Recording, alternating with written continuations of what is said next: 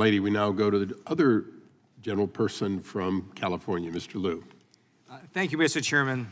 I want to thank Chairman Ison and Ranking Member Johnson for holding this important hearing on copyright issues, and to you, Registered Perlmutter, for being here today and for your hard work and leadership.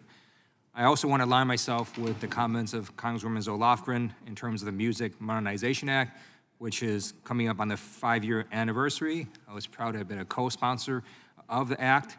The MMA transformed the way songwriters, music publishers, and tech platforms operate under streaming models.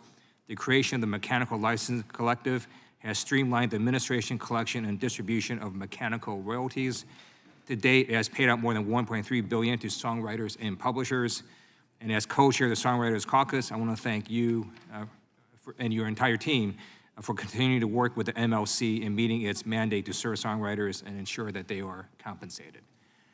So I know you've answered a number of questions on fair use. I just want to understand, you're currently investigating the issue of whether it constitutes essentially fair use if a large language AI model trains itself on copyrighted works. Is that correct? Yes, it's part of the questions in our notice of inquiry, and of course it also will depend on the exact circumstances. So not every use and training will be the same for fair use purposes. When do you expect that to be completed? Well, that will be part of our report or reports coming out of the NOI, so as early as possible in 2024. Okay, and as part of your investigation, it's not only whether a large language model, let's say it trains itself on copyrighted Taylor Swift songs, but also you're looking at if it outputs lyrics in the style of Taylor Swift songs. You're looking at whether that's fair use as well? Yes, and of course it will also be, whatever we say in our report will also be informed by any court decisions that have come out by that point in time and the cases that have been brought. And you've also said that essentially perhaps there should be essentially a federal right for voice recordings, because right now audio is not copyrighted, correct? The a style or sound of a voice is not protected by copyright. And your office had issued a report basically suggesting that there should be some sort of federal name, image, and likeness law. We recommended that Congress consider that, yes. And that report laid out essentially a proposal that was around the same level as what California's protections are. Is that correct? I'm not sure if I would say it was the same level. It contained it talked about the elements of that legislation in California. And of course, the report came out before we had the generative AI that we have today. So any legislation would need to take into account what the current capabilities and contexts are. All right, thank you.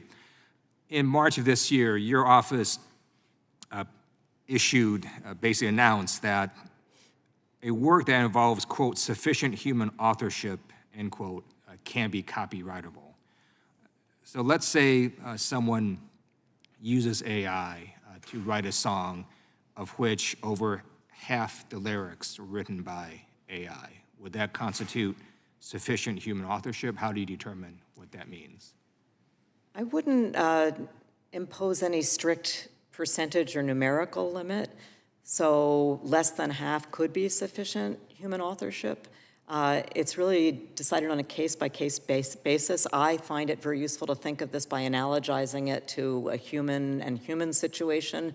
So for example, if two people collaborated in writing a song, did each of them contribute enough authorship to make them a co-author of the song?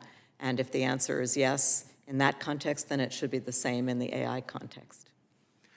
And ultimately for this, you're just gonna have to rely on trust, right? That someone actually discloses they use AI to help them with whatever creative work they're trying to copyright.